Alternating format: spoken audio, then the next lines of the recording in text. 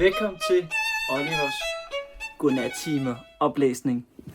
Nu er vi i en ny lokation igen. Måske har man set noget af det før, hvis man har kendt mig i meget lang tid. Denne gang sidder vi i min seng, og jeg sætter lidt bestillingslysen på, fordi jeg synes, at nu er vi er i Rivendell, og det er jo elvernes sted. Så jeg tænkte sådan grøn og varm og festlig farve, så den her farve var okay, synes jeg lige sådan. Måske har man oplevet en spændende ting i sit liv, lige her for tid siden sidst fik en ny bog, eller læst højt. Jeg har forstået mit håndled, venstre side af min hånd, måske den er stadig lidt, og min lillefinger. Så håndled og lillefinger var forstået, den her er måske også, lægen kunne ikke helt vurdere det.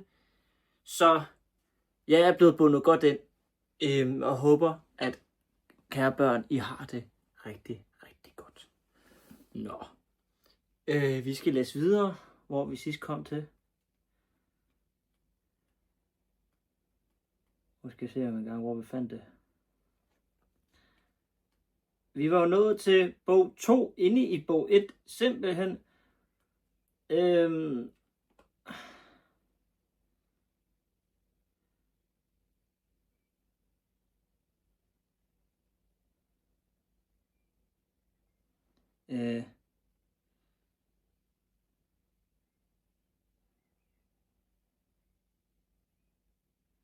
Jeg tror, vi er nået til, chapter 2.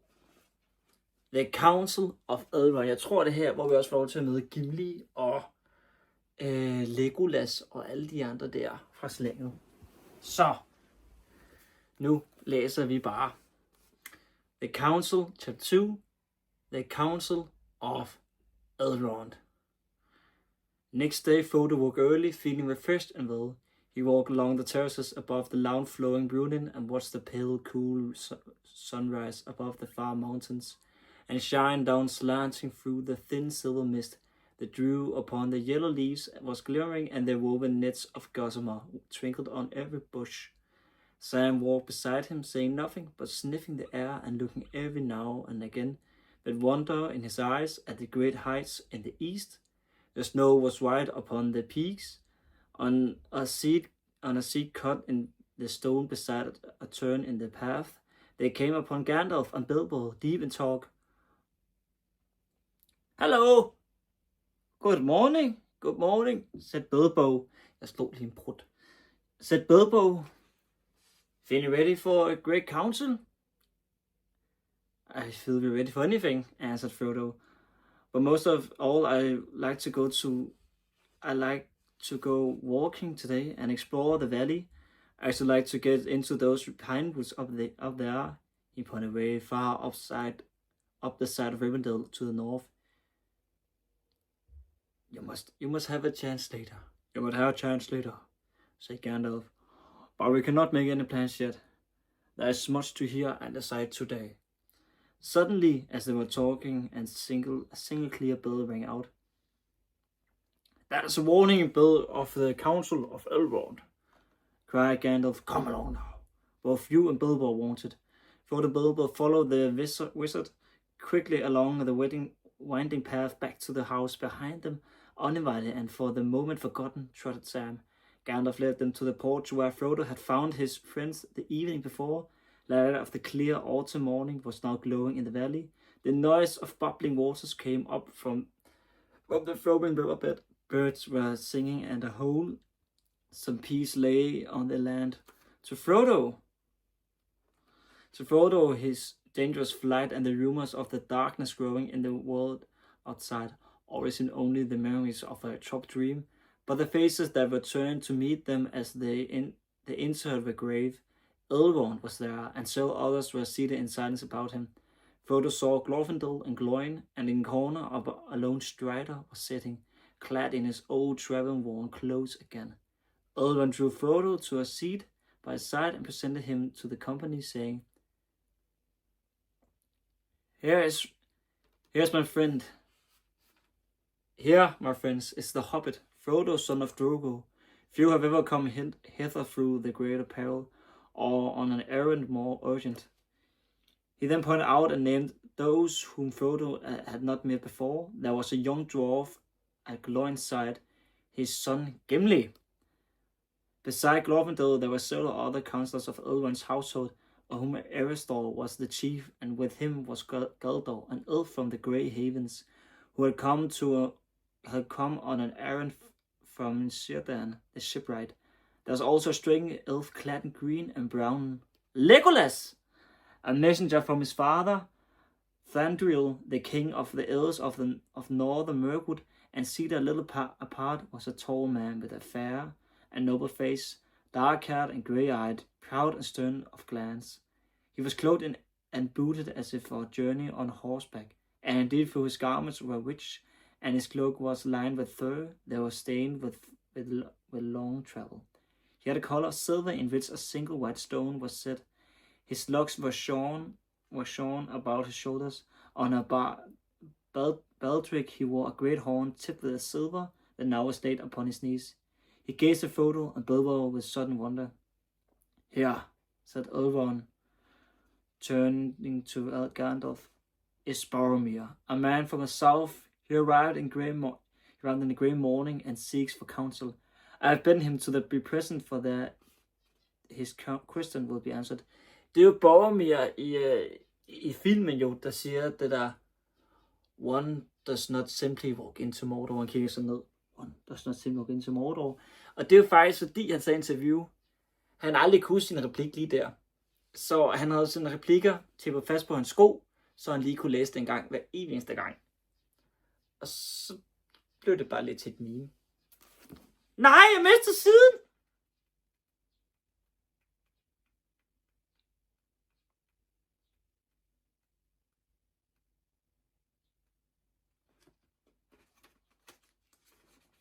Nå, så er jeg klar igen.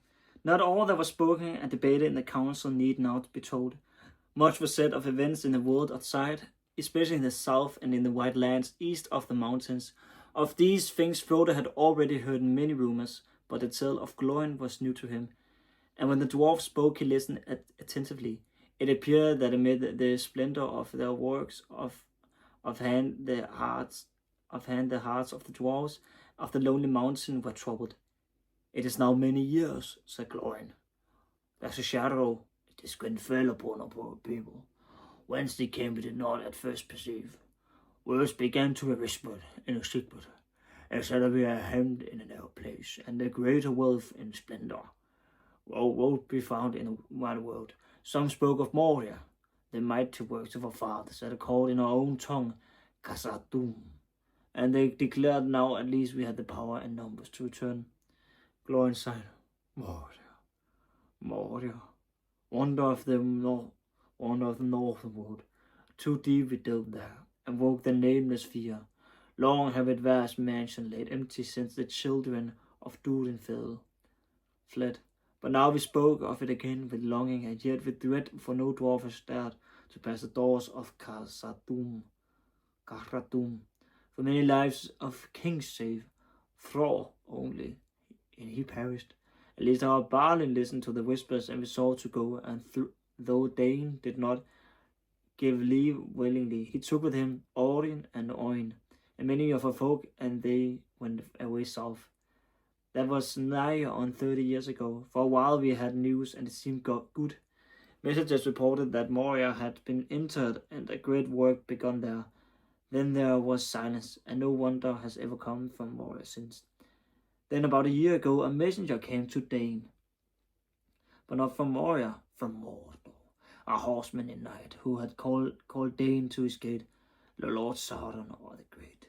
So said, wished for our friendship, willing shall we give for it, such as he gave of old. And he has only concerning hobbits, or what they were, and we did well, for Sauron knows, said he, that one of these was known to you on time. At this we were greatly troubled, and we gave no answer. And then his fell voice was lowered, and he would have Sweden if he could. A small token only of your friendship, Sauron asked this. He said, that you shall find this thief. Such was the word. And get from him, willing or no, a little ring, the least of rings that once he told. He stole it is but trifle that Sauron fancies, and an earnest of your good. It will find it, and 3 rings that the dwarf sires possessed of old shall return to you, and the realm of Mordor shall be yours forever. For only news of the thief, whether he still lives, wherein you shall have great reward and lasting friendship from the Lord. Refuse, and things will not seem so well. Do you refuse? At this his breath came like the hiss of snakes, and all stood up as shone. But Dane said, I said nary on your need. Not nay, I must consider this message, and remains under a fair cloak. Consider well, but not too long, he said. That time if more fought is more to spend, answered Dane. For the present, said he, and rode into the darkness. Under heavy is art of a chieftain says that net.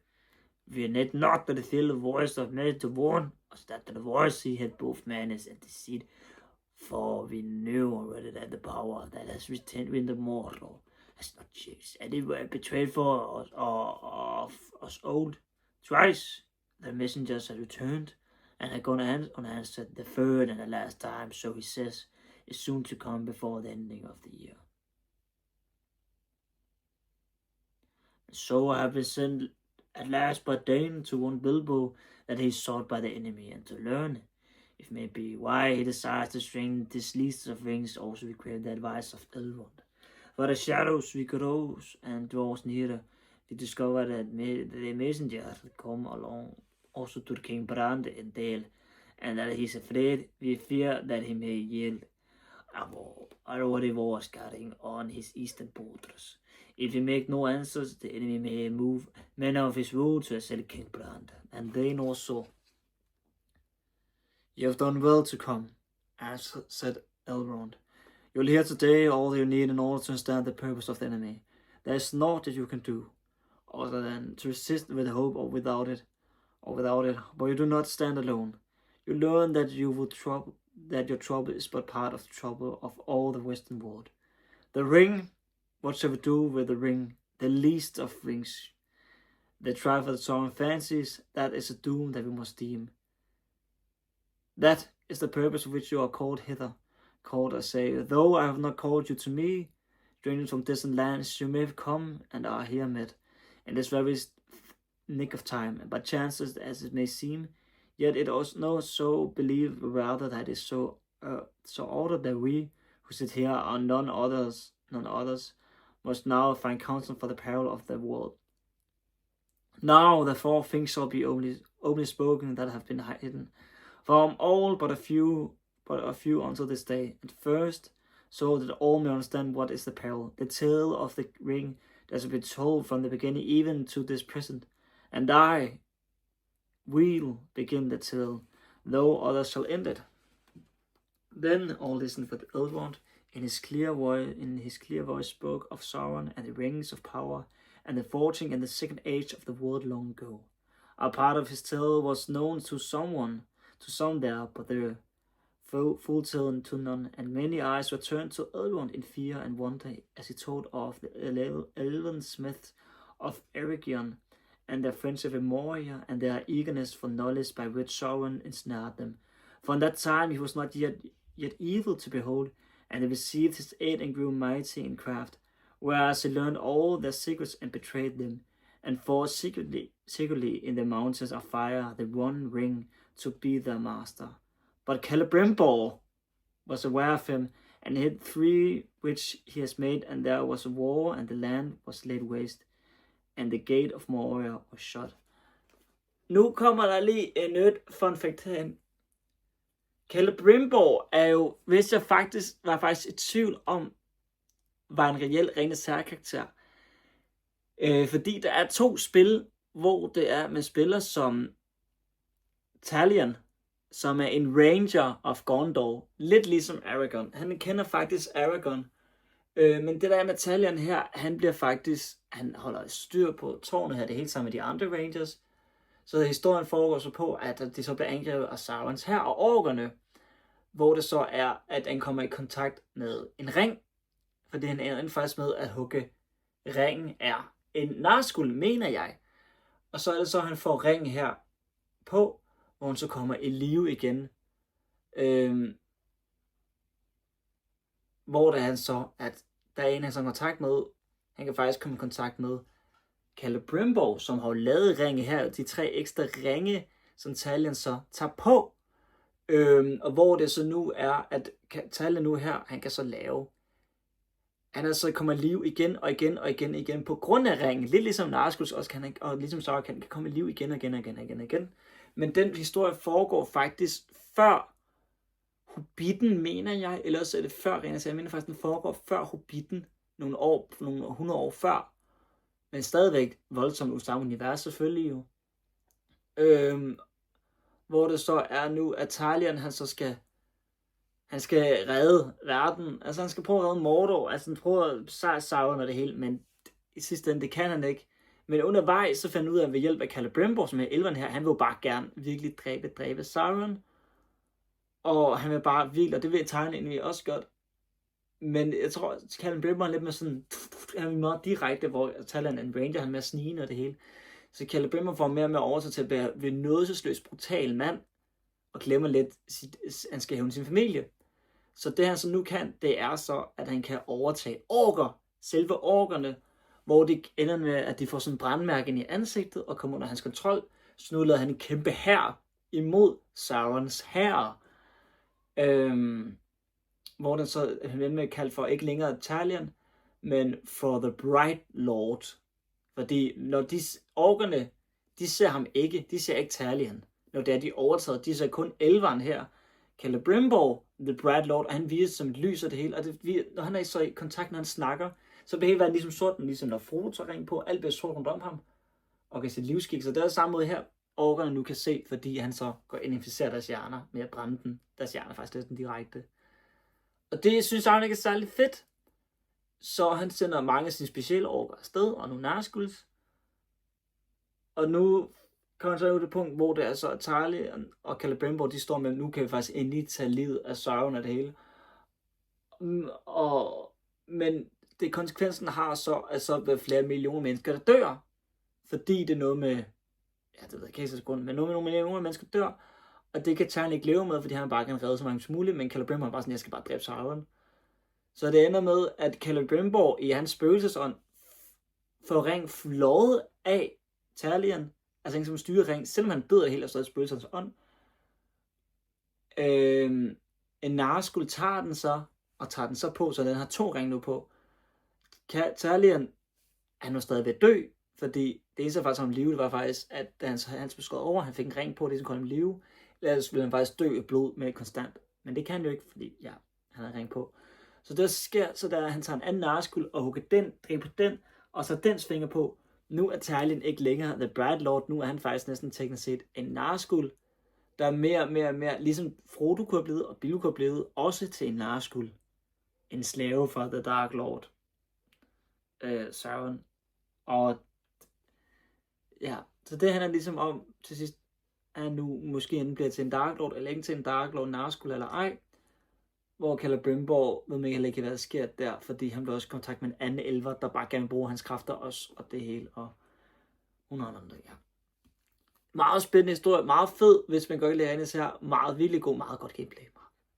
Også få lov til at invadere orker, og forte, og bygge forte, og invadere dem, og styre, kontrollere sådan en kæmpe trolde, der kan skyde kanoner afsted, og Uruks og Urukais, og ride på en Balrog og flyve det er Drakes der. Der er mange ting, der ikke ser i det spil der, men ja, det var lige Celebrimbor. Meget fed karakter, og Talion meget fed karakter.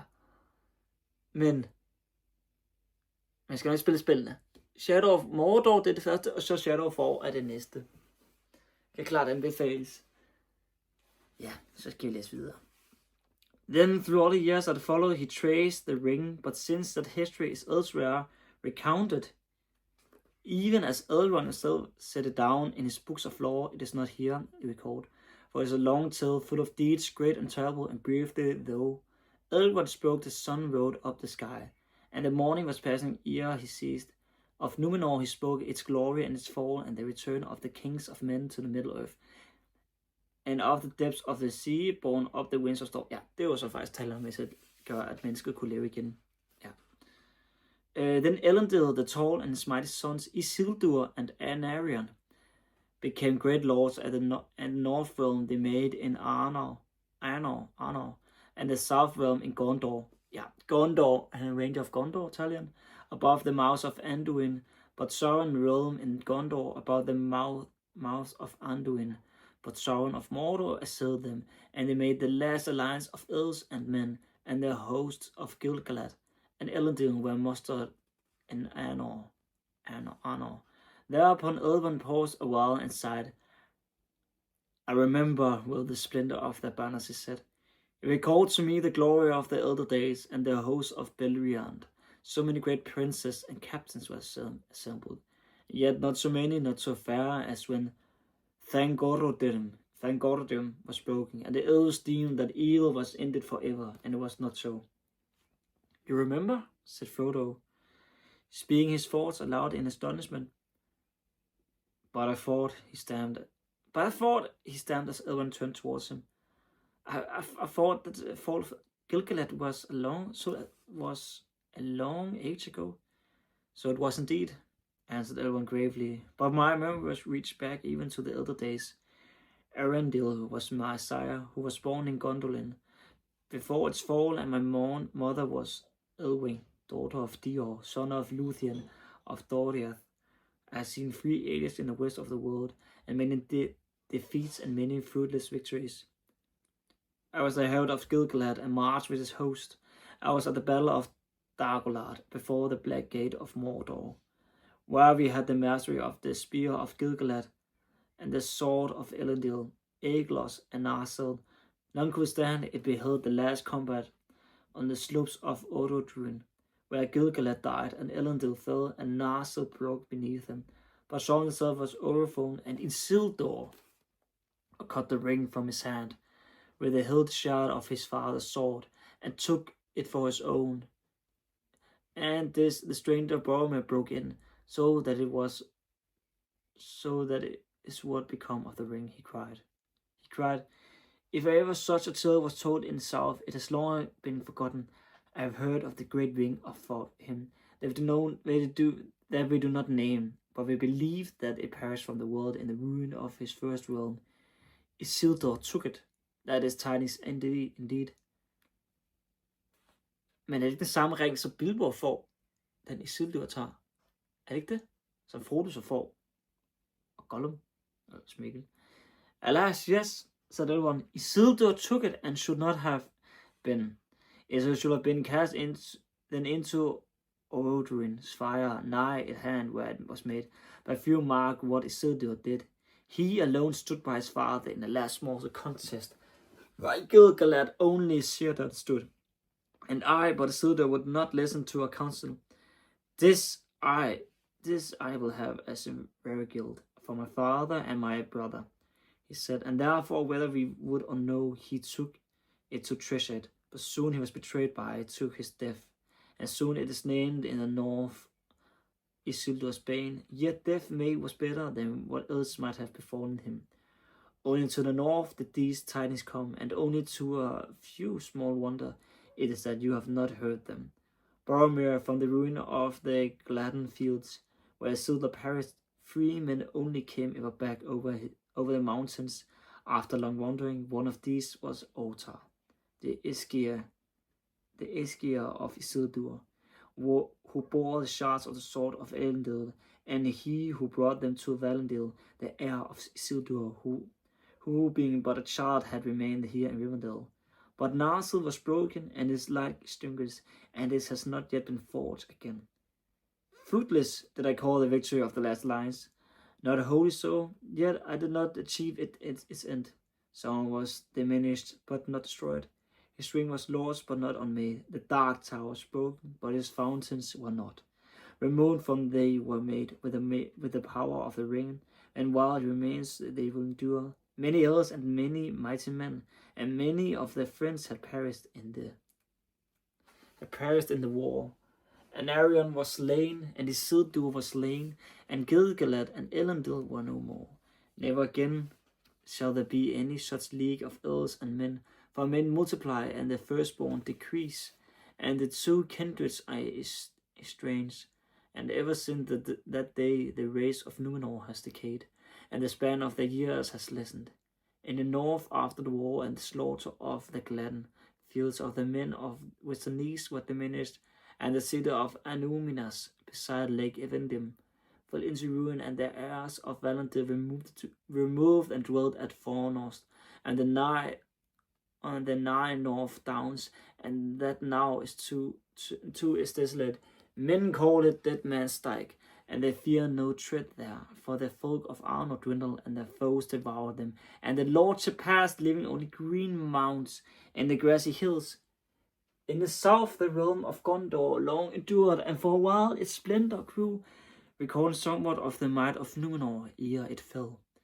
High towers that people built, and strong places and havens of many ships, and the wind crown of the kings of men was held in awe by folk of many tongues. Their chief city was Osgiliath, citadel of the stars, through the midst of which the river flowed, and Minas Ithil the built tower of the rising moon. Eastward upon it shoulder of the mountains of shadow, and westward at the feet of the white mountains Minas Ithil også en by. They made tower of the setting sun. There is the courts of the kings grew a white tree, from the seed of that tree which Isildur brought over the deep waters, and the seed of that tree before came from Eresy, and before that of the uttermost west in the day before days when the world was young. But in the rearing of the swift years of Middle-earth, the line of Meneldiel, son of Anarion, failed, and the tree withered, and the blood of Numenorians became mingled with that of Lissamen. Then the watch upon the walls of Mordor slept, and dark things crept back to Gorgoroth. And on a time evil things came forth, and they took Minas Ithil, and abode in it, and they made it into a place of dread. And it's called Minas Morgul, the Tower of Sorcery. Legit, det er hvad der sker lige nu i Shadow of War. Det er legit det, der sker. Det er legit det, der sker. Hvor der tegningen også bliver til en narskuld, hvor Celebrimbor forråder ham. Then Minas Anors named Minas Tirith and the Tower of God, and these two cities were ever at war, but Osgiliath, which lay between, was deserted, and its ruins shadows wrought.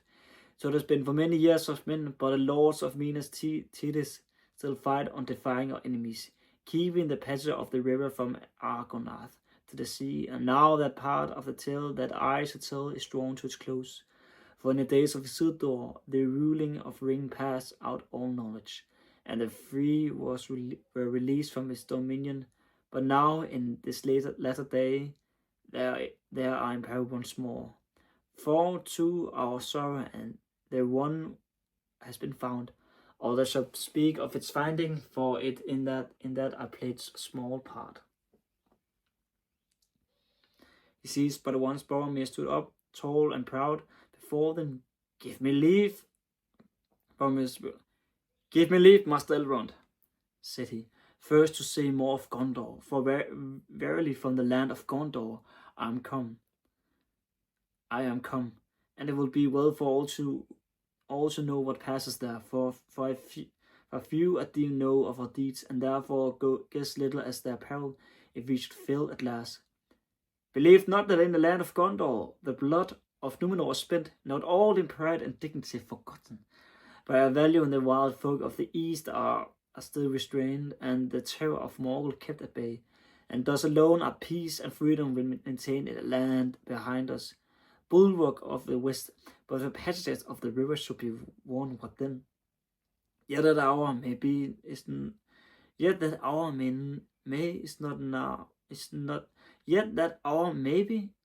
not now far away. The nameless enemy has risen again. Smoke rises once more from Uruduin, that we call Mount Doom. The power of the Black Land grows, and we are hard beset. When the enemy returned, our folk were drained from Ithilien, our fair domain east of the river, though we kept a foothold there in strength of arms. But this very year, in the days of June, sudden war came upon us out of Mordor, and we were swept away.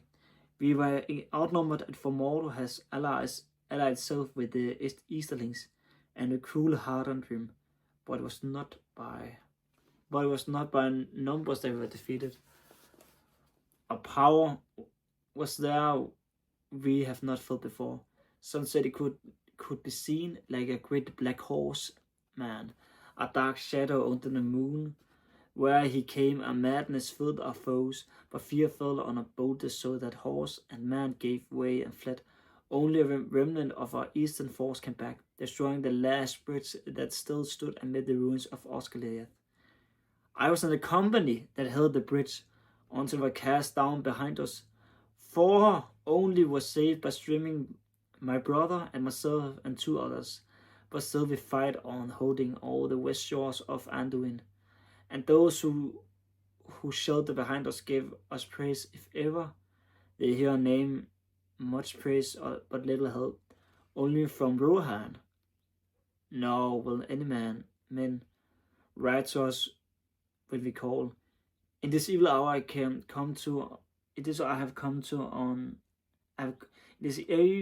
have come on an errand over many dangerous leagues to Elrond. 110 days I have journeyed all alone, but not seek allies in war. The might of Elrond is in wisdom, not in weapons, it is said. I come to ask for counsel and the unraveling of hard works. For on the eve of the sudden assault, a dream came to my brother in troubled sleep, and afterwards a dream came off to him, again and once to me. In that dream I thought the eastern sky grew dark, and there was a growing thunder. But in the west a pale light lingered, and out of it I heard a voice, remote but clear, crying, "Seek for the sword that was broken. In Imladris indwells. There shall be counsel taken, stronger than mortal spells. There shall be shown a token that doom is near at hand. For Isildur's bane shall weaken, and the halfling forth shall stand." Of these words we could understand little as we spoke to our father Denethor, lord of Minas Tirith, wise in the law of Gondor. This only would he say, that Imladris was of old the name among the earls of a far northern dale, where Elrond the half-elven dwelled. Greatest of lawmasters, therefore, my brother, seeing how desperate was on need, was eager to hear the dream and seek for Imladris. But since the way was full of doubt and danger, I took the journey upon myself. Loath was my father to give me leave, and long have I wandered by roads forgotten, seeking the house of Elrond, of which many had heard, but few knew where it lay. And here is the house of Elrond, more shall be made clear to you, said Aragorn. Standing up, he cast a sword upon the table that stood before Elrond, and the blade was in 2 pieces. "Here is a sword that was broken," he said. "And who are you, and what have you done? And how did you do with Minas Tirith?" asked Boromir, looking in wonder at the lean face of the ranger, and with his weather-stained cloak. "He is Aragorn, son of Arathorn," said Elrond, "and he is descended through many fathers from Isildur, Elendil's son of Minas Ithil. He is the chief of Dunedain in the north, and few are now left of their folk. "Then it belongs to you, and not to me at all," cried Frodo in amazement, springing to his feet as if he expected the ring to be demanded at once. "It does not belong to either of us," said Aragorn. But it has been ordained that you should hold it for a while." Bring out the ring, Frodo," said "Bring out the ring, Frodo," said Gandalf solemnly. "The time has come. Hold it up, and the Boromir will understand the remainder of this riddle." There was a hush, and all turned their eyes on Frodo. He was shaken by a sudden shame and fear, and he felt a great reluctance to reveal the ring, and a loathing of its touch. He wished he was far away. The ring gleamed and flickered as he held it up before them in his trembling hand. "Behold Isildur's bane," said Elrond. Boromir's eyes glinted as he gazed at the golden thing. "Halfling," he muttered. "Is then the doom of Minas Tirith come at last? But why then should we seek a broken sword?" The words were not the doom of Minas Tirith, said Aragorn, but doom and great deeds are indeed at hand. For the sword that was broken in the sword of Elendil that broke beneath him when he fell, it has been treasured by his heirs. When all other heirlooms were lost, for it was spoken of old among us that it should be made again when the ring Isildur's bane was found. Now you have seen the sword that you have sought. What would you ask? Do you wish for the house of Elendil to return to the land of Gondor? I was not sent to beg any boon, but to seek only the meaning of a riddle, answered Boromir proudly. Yet we are hard pressed, and the sword of Elendil will be held beyond our hope. If such a thing could indeed return out of the shadow of the past. He looked again at Aragorn and doubted his eyes. Frodo felt stir impatiently at his side. Frodo felt Bilbo stir impatiently at his side. Evidently, he was annoyed on the friend's behalf. Standing suddenly up, he burst, "All that is gold does not glitter, and all those who wander are lost. The old that is strong does not wither. Deep roots are not reached by the frost. From the ashes a fire shall be woken. A light from the shadows shall spring. Renewed shall be blade that was broken. The crownless again shall be king." Not very good, perhaps, but to the point. If you need more beyond the words of Elrond, and the worst of a journey, if that was worth a journey of 110 days to hear, you have been listening to it, he answered down with a snort. I made that up myself, he whispered. I made it up myself, he whispered to Frodo. For the Dunedain a long time ago, when he first told me about himself, I always wished that my adventures were not over and that I could go with him when his days comes. Ow, min fod så! Aragorn smiled at him. Then he turned to Boromir again. For my part, I forgive your doubt, he said. Let them resemble the figures of Elendil and Isildur as they stand carven into the majesty in the halls of Denethor. I am but the heir of Isildur, not Isildur himself. I've had a hard life and the leagues that lie between here and Gondor a small part in the account of my journeys. I have crossed many mountains and many rivers and trodden many plains, even into the far countries of Rhûn and Harad, where the stars are strings. But my home, such as I have, is in the north, for here the heirs of Valentin have ever dwelt in long line unbroken from father unto son for many generations. Mit pænt så. Det føles så behageligt. Our days have darkened and we have dwindled, but even the sword has passed to a new keeper. And this I will say to you, Boromir, ere I end. Lonely men are we rangers, of the wild hunters, but hunters ever of the servants of the enemy. For they are found in many places, not in Mordor only. If Gondor, Boromir, has been a stalwart tower, they have played another part. Many evil things that you are strong. Many things that your strong walls and bright swords do not stay. You know little of the lands beyond your bounds, peace and freedom too, do you say? The north would have known them little, but for us, fear would have destroyed them. But when dark things come from their houseless hills, or creep from sunless woods, they fly from us. What roads would any dare to tread what safety would there be in quiet lands or in the homes of simple men at night, if the Dunedain were asleep or were all gone into the grave? And yet less thanks have we than you. Travelers scowl at us and countrymen give us scornful names. Strider, I am to one fat man who lives within a day's march of foes that will freeze his heart, or lay his little town in ruin if he were not guarded ceaselessly. Yet we would not have it otherwise. If simple folk are free from care and fear, simple they will be, and we must be secret to keep them so. That has been the task of my kindred, while the years have lengthened and the grass has grown. But now the world is changing once again. A new hour comes. Isildur's bane is found. The battle is at hand. The sword shall be reforged. I will come to Minas Tirith. Isildur's bane is found. Isildur's bane is found, you say? Said Boromir. I have seen a bright ring in the halfling's hand. But Isildur's perished ere this age of the world began, they say. How do the wise know that this ring is his?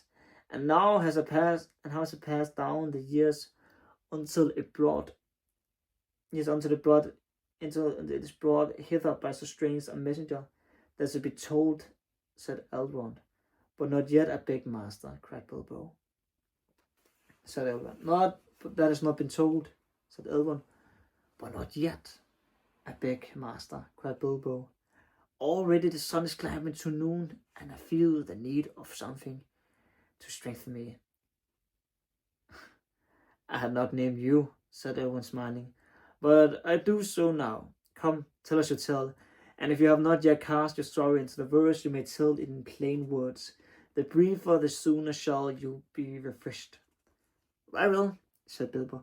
I will do as you bid, but I will now tell the true story, and as some here have heard me tell it otherwise. He looked sidelong at Gloin. I asked them to forget it and forgive me, and wish to claim the treasure as my very own in those days, and to be rid of the name, of the name of thief that was put on me. But perhaps I understand things a little better now. Anyway, this is what happened.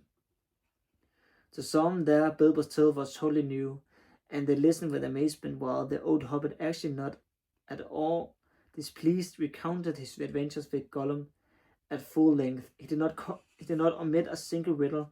He would have given also an account of his party and disappearance from the Shire if he had been allowed. But Elrond raised his hand. Well told, my friend, he said. But that is enough at this time. For the moment, I suffice to know that the ring passed to Frodo, your heir. Let him now speak. Then, less willingly than Bilbo, Frodo told of all his dealings with the ring from the day that it passed into his keeping. Every step of his journey from Hobbiton to the fort of Brunnen was christened and considered, and everything that the council recalled concerning the Black Riders were examined. And at least he has sat down again. Not bad, said Bilbo to him. You would have made a great storyteller if they hadn't kept on interrupting. I tried to make a few notes, but we shall have to go over it all again. Make a few notes, but we shall have to go over it all again together sometime. If I am to write it up, there are whole chapters of the stuff before you ever got here. Yes, it made quite a long tale, answered Frodo, but the story did not seem complete to me. I still want to know a good deal, especially about Gandalf. Gandalf the Havens, who sat nearby, overheard him.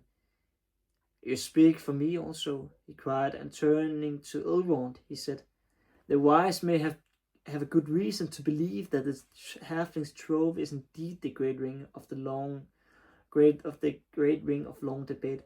Unlikely though that may seem to those who know less, but we may not hear the proofs. And I will ask this also for the Saruman. He is learned in the lore of the rings, yet he is not among us. What is his counsel if he knows the things that we have heard? The questions that you ask, Galdor, are bound together, said Elrond. I have not overlooked them, and they shall be answered. But these things it is the part of Gandalf to make, clear, and I call upon him last, for it is the place of honor, and all that this matter he has been the chief. Some Galador, said Gandalf, would think that their tidings of glory, and the pursuits of Frodo, prove enough that the halfling's trove is a thing of great worth to the enemy. Yet it is a ring. What then? The 9 the Nars would keep, the 7 are taken or destroyed. At the loins stirred, but did not speak. The 3 we know of. What then is this one that the desire is so much? There's indeed a wide waste of time between the river.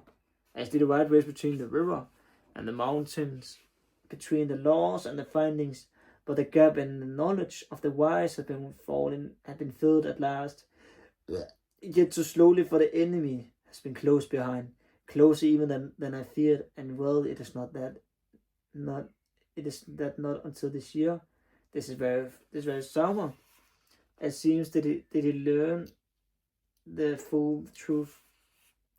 Some here remember that many years ago I myself dared to pass the doors of the necromancer in Dol Guldur, and secretly explored his ways and found thus that our fears were true. He was none other than Sauron, our enemy of old, at length taking shape and power again. Some too will remember also that Sauron dissuaded us from open deeds against him, and for long we watched him only. Yet at last, as his shadow grew, Sauron yielded, and the council put forth its length and drove the evil out of Mirkwood. And that was in the very year of the finding of this ring, a strange chance, if chance it was. But we were too late, as Elrond foresaw. Sauron also had watched us, and had long prepared against our stroke, governing Mordor from afar through Minas Morgul, where his 9 servants dwelt until all was ready. Then he gave way before us, but only feigned to flee, and soon after he came to the Dark Tower, and only declared himself. Then for the last time the council met, for now we learned that he was seeking even ever more eagerly for the one. We fear then that he had some news of it that we knew nothing.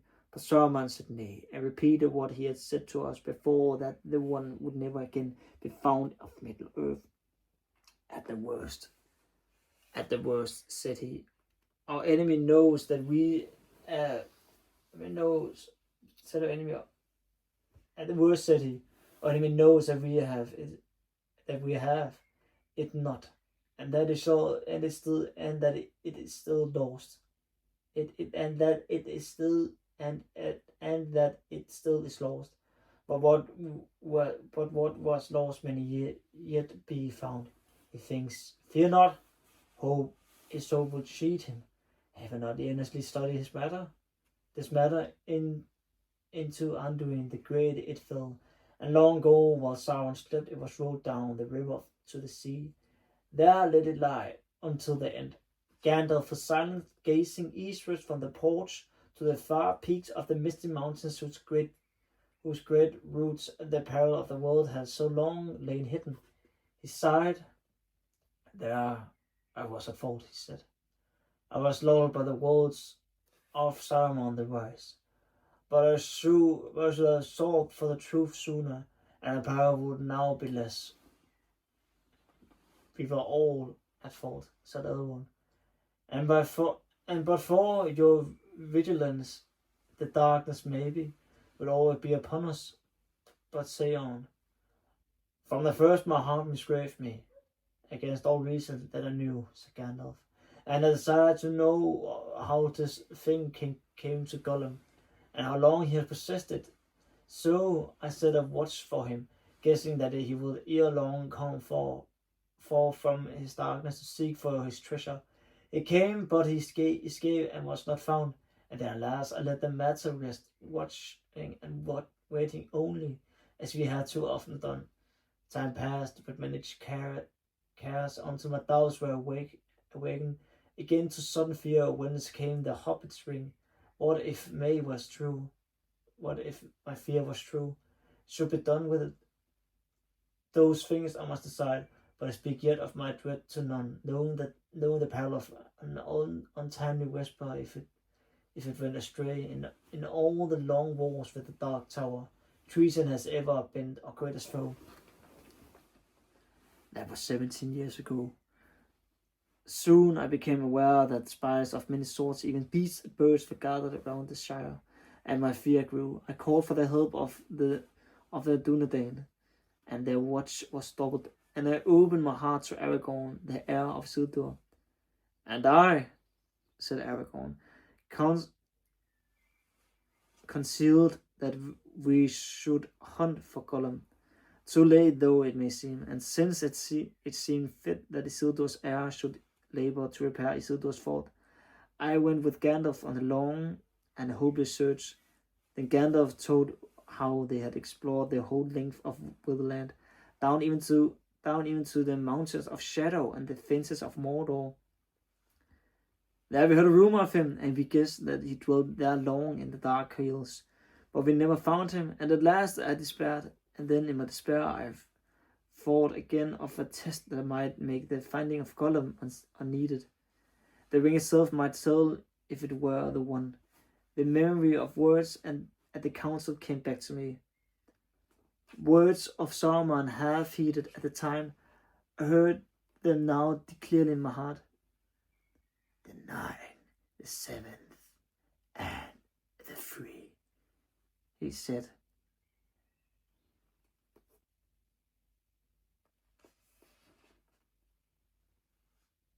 Had each the proper gem, not so the one. It was round and unadorned, and it was one of the lesser rings, but the maker set marks upon it that the skilled maybe could still see and read. What those marks were he had not said. Who now would know? The maker and Saruman. But great though his lore may be, it must have a source. What hand save Sauron's ever held this thing? Ere it was lost, the hand of Isildur alone. With that thought I forsook the chase and passed swiftly to Gondor. In former days the members of my order were received there, but Saruman most of all, often he had been for long the guest of the lords of the city. Less welcome did the Lord Denethor. Did the Lord Denethor show me then of old, and grudgingly he permitted me to search among his hoarded scrolls and books. If indeed you look only, as you say, for records of ancient days and the beginnings of the city, read on, he said. For to me, what was is less dark than what is to come, and that is my care. But unless you have more skill even than Saruman, who had studied here long ago, you will find naught that is not well known to me, who am master of the law of the city. So said Denethor. And yet there lie in his hoards many records that few even of the lore masters now can read, for their scripts and tongues have become dark to later men, and Boromir there lies in Minas Tirith, still unread, I guess, by any save Saruman and myself, since the king's failed. A scroll that Isildur made himself, for Isildur did not march away straight from the war in Mordor. Some have told the tale, some in the north maybe. Boromir broke in. All well known in Gondor that he went first to Minas Anor, and dwelt a while with his nephew Menandil, instructing him before he committed to him the rule of the South Kingdom. In that time he planted there the last sapling of the white tree in the memory of his brother. But that time also he made the scroll. But in time also he made the scroll, said Gandalf. And that is not remembered in Gondor, it would seem, for the scroll concerned the ring, and thus wrote Isildur therein. The great ring shall go now to be an heirloom of the North Kingdom, but records of it shall be left in Gondor, where also dwell the heirs of Elendil, lest a time come when the memory of these great matters shall grow dim. And after these words, Isildur described the ring such as he found it. It was hot when he first took it, hot as a gleed, and my hand was scorched, so that I doubt if I ever again shall be free of the pain of it. Yet even as I write, it is cooled, and it seemed to shrink, though it loseth neither its beauty nor its shape. Already the writing upon it, which at first was as clear as red flame, faded and is now only barely to be read. It is fashioned in an elven script of Eregion, for they have no letters in Mordor for such subtle work, but the language unknown to me, it deem it to be a tongue of the Black Land, since it is foul and uncouth. What evil is said I do not know, but I trace here a copy of it, lest it fade beyond recall. The ring meaneth, maybe, the heat of Sauron's hand, which was black and yet burned like fire. And so Gil-galad was destroyed, and maybe were the gold made hot again. The writing will be refreshed, but for my part I will risk no hurt to this thing of all the works of Sauron, the only fair it is pressed to me, though I buy it with great pain. When I read these words, my quest was ended, for the traced writing was indeed, as Isildur guessed, in the tongue of Mordor and the servants of the tower. And what was therein was already known, for in the day that Sauron first put on the wand, Celebrimbor, maker of the Three, was aware of him, and from afar he heard him speak these words, and so his evil purpose was revealed. His evil purpose were revealed. At once I took my leave of Denethor, but even as I went northwards, messengers came to meet out of Lorien that Aragorn had passed that way, and that he had found the creature called Gollum. Therefore I first went to meet him and hear his tale, into what deadly perils he had gone alone. I dared not guess. There's little need to tell of them, said Aragorn. If a man must need walk in sight of the Black Gate, or tread the deadly flowers of Morgul Vale, then perils he will have. I too despaired at last, and I began my homeward journey, and then by fortune I came suddenly on what I sought, the marks of soft feet beside a muddy pool. But now the trail was fresh and swift, and led not to Mordor but away. Along the skirts of the dead marshes I followed it, and then I heard him, lurking by a stagnant mere, peering in the water as a dark eve fell. I caught him, Gollum. Gollum. He was covered with green slime. He will never love me. I fear, for he bit me, and I was not gentle. Nothing more did I ever get from his mouth than the marks of his teeth.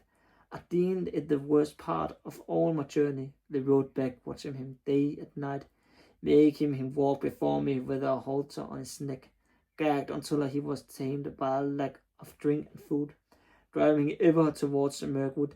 I brought him there at last and gave him to the elves, for we had agreed that this should be done, and I was glad to be rid of his company, for he stank. For my part, I hope never to look upon him again. But Gandalf came and endured long speech with him. Yes, long and weary, said Gandalf, but not without profit. For one thing, the tale he told of his loss agree with that which Bilbo has now told openly for the first time. But that mattered little, since I had already guessed it. But I learned then first that Gollum's ring came out of the great river nigh to the Gladden fields, and learned also that he had possessed it long. Many lives of his small kind. The power of the ring had lengthened his years far beyond their span, but the power only the great rings wield. And if that is not the proof enough, Galdor, that there is the other test that I spoke of. Upon this very ring which you have here seen held aloof round and unadorned, the letters that Isildur reported may still be read, if one has the strength of will to set the golden thing in the fire a while. That I have done, and this I have read. Ashanak Durbatuluk Ashnask Gimbatul Ashnask Trakatuluk Bursum Isik Grimbatul. The change in the wizard's words was astounding. Suddenly became menacing, powerful, harsh, and stone. A shadow seemed to pass over the Ashnar Durbatuluk Ashnar Gimbatul Ashnar Darkutaluk Asburum Iskram Then the change in the wizard's words was astounding. Suddenly it became menacing, powerful, harsh as stone. A shadow seemed to pass over the high sun, and the porch for a moment grew dark and trembled on the elves stopped their ears. Never has any voice dared to utter words of that tongue. In Imladils, Gandalf the Grey, said Elrond, as the shadow passed and the company breathed once more. And let us hope that none will ever speak it here again, said Gandalf. Nonetheless, I do not ask your pardon, Master Elrond, for if that tongue is not soon to be heard in every corner of the West, then let all but doubt aside that this thing is indeed what the wise have declared the treasure of the enemy, fraught with all his malice, and in it lies a great part of his strength of old. Out of the black years have come the words that the smith of Elrond heard and knew that they had been destroyed. One ring to rule them all, one ring to find them, one ring to bring them all, and in the darkness bind them. Know also, my friends, that I learned more yet from Gollum. He was loath to speak, and his tale was unclear, but it is beyond all doubt that he went to Mordor, and there all that he knew was forced from him. Thus the enemy knows that the one is found, that it was long in the Shire, and since his servants have pursued it almost to our door, he soon will know already he may... Martin tilbage. Der var en 20 sider nu. No, even as I speak that we have it. All that sat silent for a while until at length Boromir spoke. He is a small thing, you say. This Gollum small but great in mischief. What became of him? To what doom did you put him? He is in prison, but no worse, said Aragorn. He had suffered much. There is no doubt that he was tormented, and the fear of Sauron lies black on his heart. Still I, for one, am glad that he is safely kept by the watchful elves of Mirkwood. His malice is great and gives him strength hardly to believe in one so lean and withered. He could work much mischief still if he were free, and I do not doubt that he was allowed to leave Mordor on some evil errand. Alas, alas, alas, cried Legolas, and his fair elvish face there was great distress. The tidings that I was sent to bring must now be told. They are not good, but only here have I learned how evil they may seem to this company. Smeagol, who is now called Gollum, has escaped. Escaped? Cried Aragorn. That is ill news indeed. We shall all root to it bitterly, I fear. How come the folk of Farandul to fail in their trust? Not through the lack of watchfulness, said Legolas, but perhaps through over kindliness, and we fear that the prisoner had aid from others, that more is known of our doings than we could wish. We guarded this creature day and night and Gandalf's bidding, but much though we were wearied of the task, but Gandalf bade us hope still for his cure, and we had not the heart to keep him ever in dungeons under the earth, where he would fall back to his old black thoughts. You were less tender to me, said Gloin. But a flash of his eyes, as the old melodies were stirring of his imprisonment in the deep place of the Elven King's Hall. Now come, said Gandalf. Pray do not interrupt my good Gloin. There was a great misunderstanding long set right. If all the grievances that stand between elves and dwarves are to be brought up here, we may all as well abandon this council. Gloin rose and bowed, and Legolas continued. In the days of fair weather we led Gollum through the woods, and there was a high tree standing alone far from the others, which he liked to climb. Often we let him mount up to the highest branches until he felt the free wind, but we set a guard at the tree's foot. One day he refused to come down, and the guards had no mind to climb after him. He had learned the trick of clinging to bows with his feet, as well as with his hands. So they sat by the tree far into the night. It was that very night of summer, yet moonless and starless, that orcs came on us at unawares. We drove them off after some time. They were many and fierce, but they came from over the mountains and were unused to the woods. When the battle was over, we found that Gollum was gone, and his guards were slain or taken. It then seemed plain to us that the attack had been made for his rescue, and that he knew of it beforehand. How that was contrived, where we cannot guess. But Gollum is cunning, and the spies of the enemy are many. The dark things that were driven out in the year of the dragon's fall have returned in the greater numbers, and Mirkwood is again an evil place save where our realm is maintained. We have failed to recapture Gollum. We came on his trail among those of many orcs and it plowed deep into the forest going south, but ere long it escaped our skill, and we dared not continue the hunt, for we were drawing nigh to Galdor, and that is still a very evil place. We do not go that way. Well, he is gone, said Gandalf. We have no time to seek for him. He must do what he will, but he may play a part yet that neither he nor Sauron have foreseen. And now I will answer Galdor's other questions. What of Saruman, and what are his counsel to us in his need? That tale I must tell in full, for only Elrond has heard it yet, and that in brief it will never be on all that we must resolve. It is the last chapter in the tale of the ring. So far it has yet gone. At the end of June, I was in the Shire, but a cloud of anxiety was on my mind, and I rode to the southern borders of the little land, for I had a foreboding of some danger still hidden from me. But drawing near, their messages reached me, telling me of a war and defeat in Gondor. And when I heard of the Black Shadow, a chill smote my heart, but I found nothing save a few fugitives from the south. Yet it seemed to me that on them sat a fear of which they would not speak.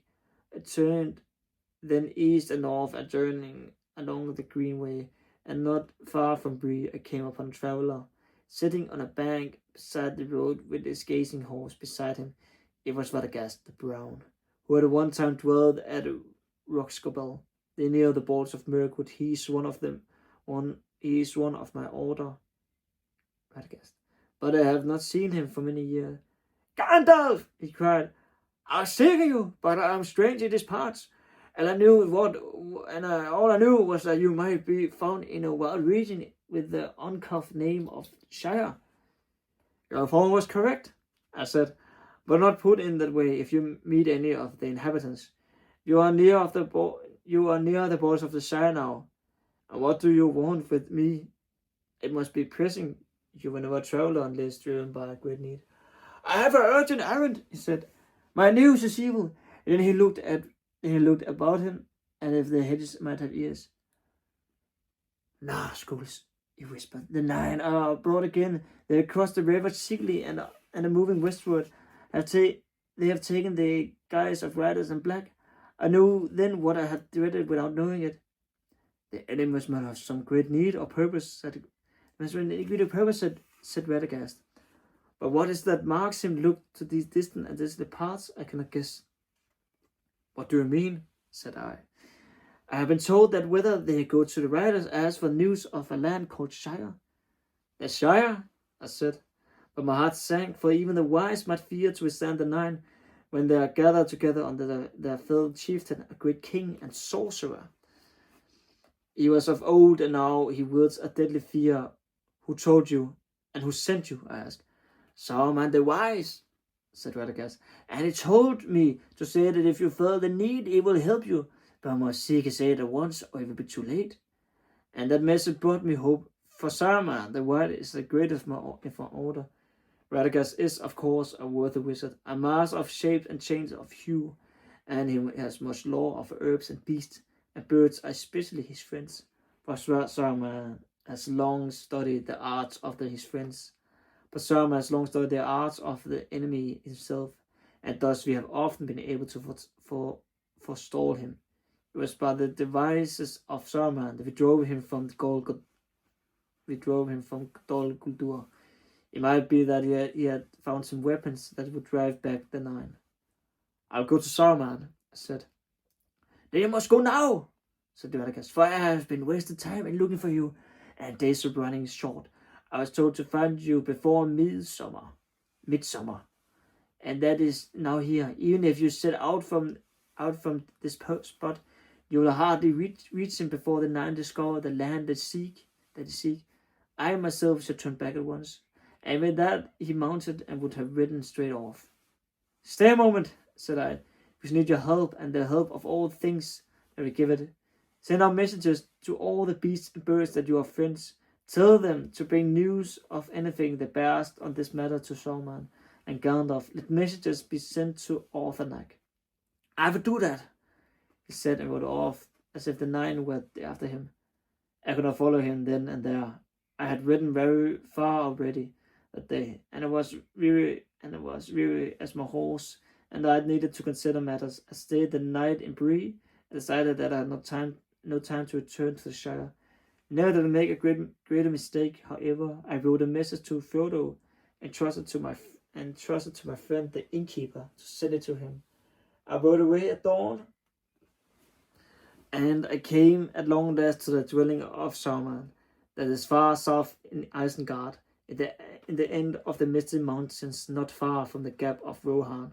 And Balmor will tell you that is a great open vale that lies between the misty mountains and the northmost foothills of Elrond Nimbras, the white mountains of his home. But Isengard is a circle of sheer rocks. They enclose a valley as with a wall, and in the midst of that valley is a tower of stone called Orthanag. It was not made by Saruman, but by the men of Númenor long ago, and it is very tall, and that has many secrets. It looks not to be a work of craft. It cannot be reached save by passing the circle of Isengard, and that circle there is only one gate. Late one evening came to the gate, like a great arch in the wall of rock. It was strongly guarded, but the keepers of the gate were on the watch for me, and told me that Saruman invaded me. I rode under the arch, and the gate closed silently behind me. And suddenly I was afraid, though I knew no reason for it.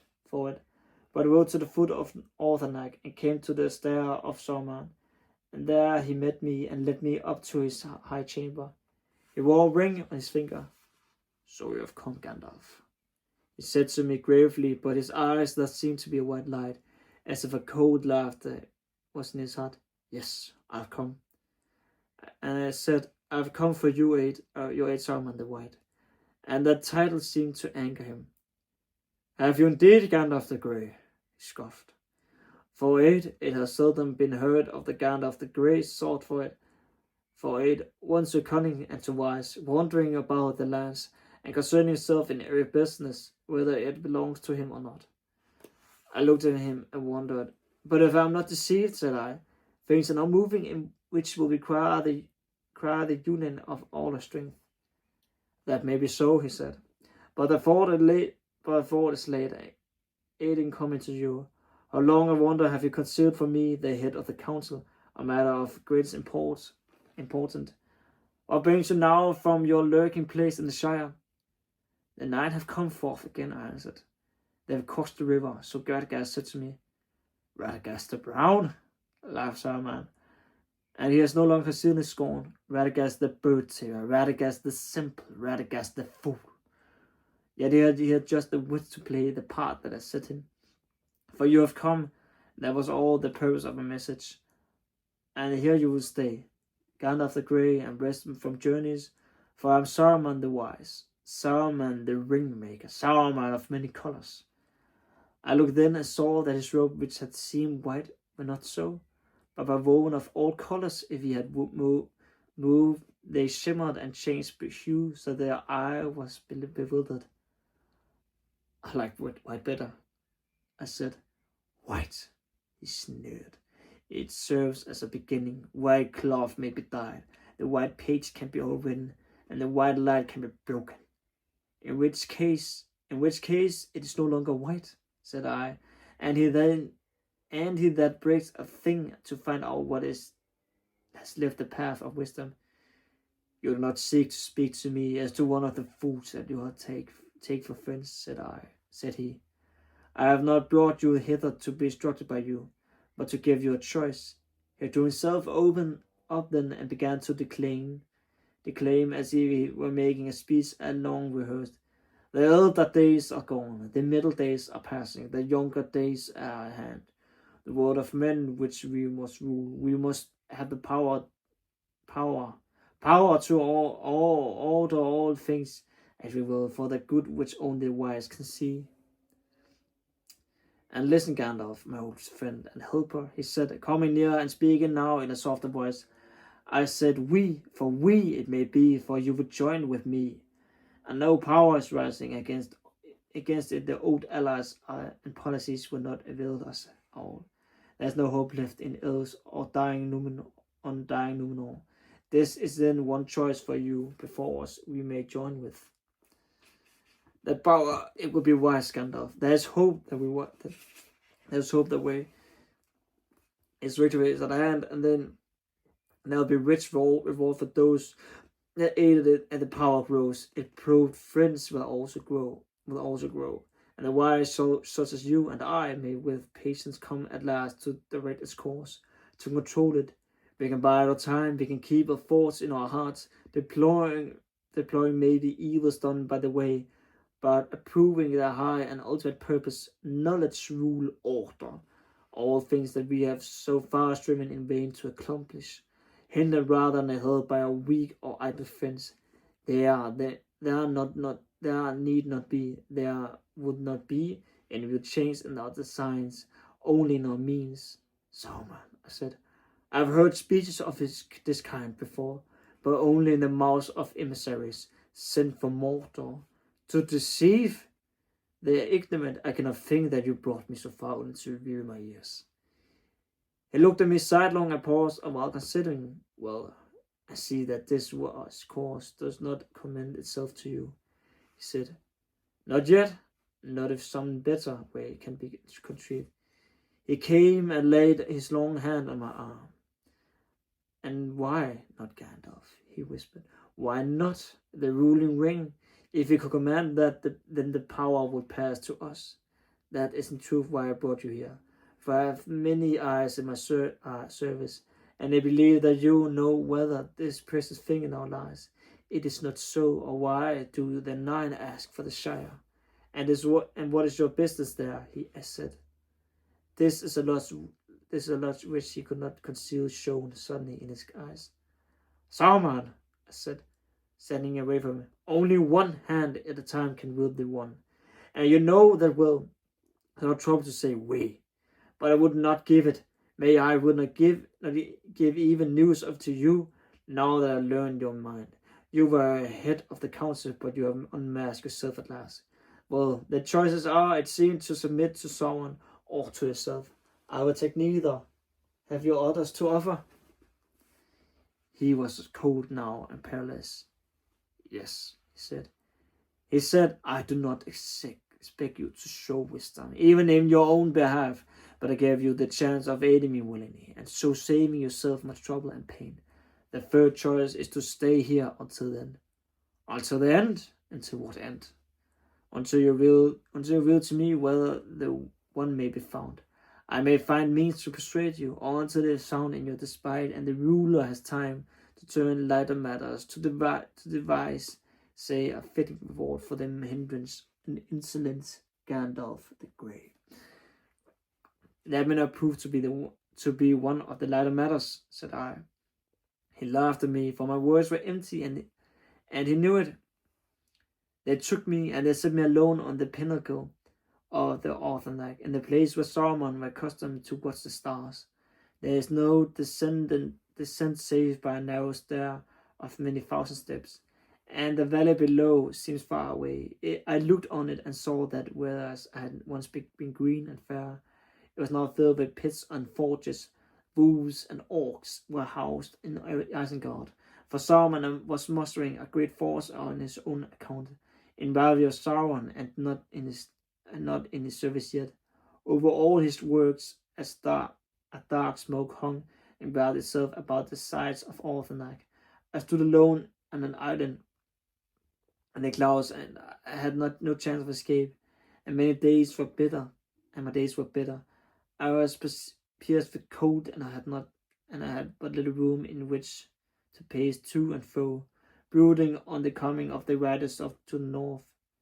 That the night had indeed arisen, I felt short, apart from the words of Saruman, which might be lies. Long ere I came to Isengard, I had heard tidings by the way that could not be mistaken.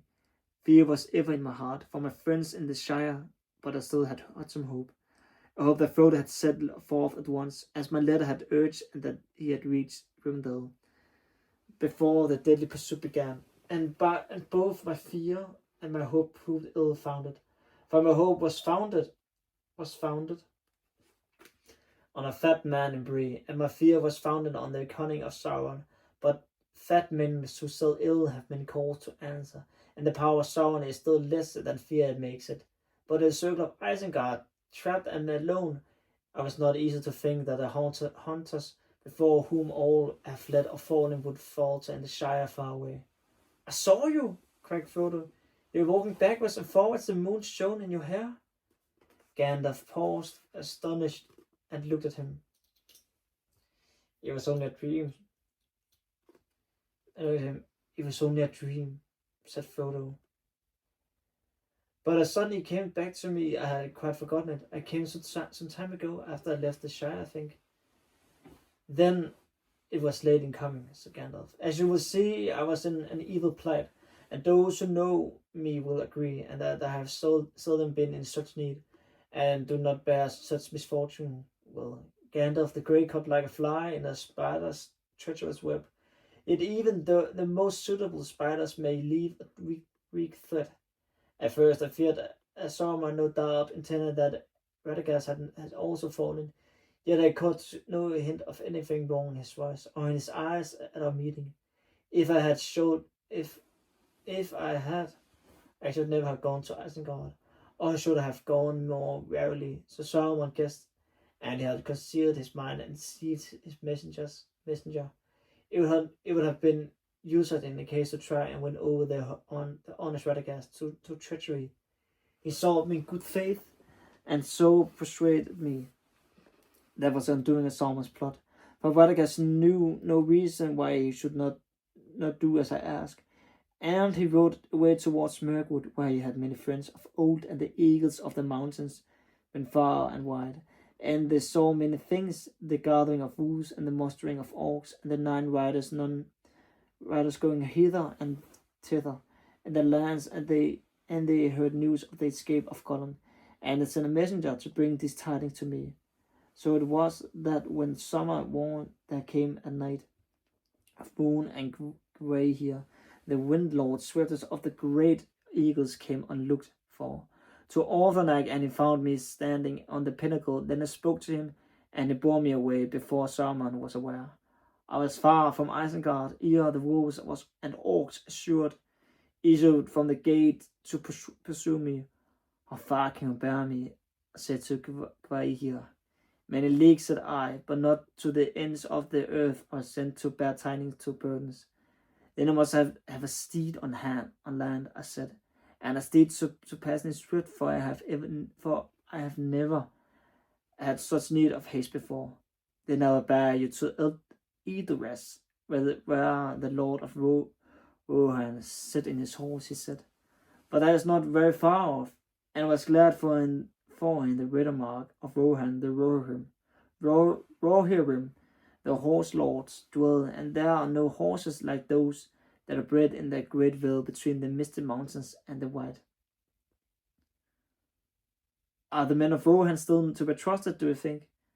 I said to Gwaihir, for the trees of Saruman had shaken my faith.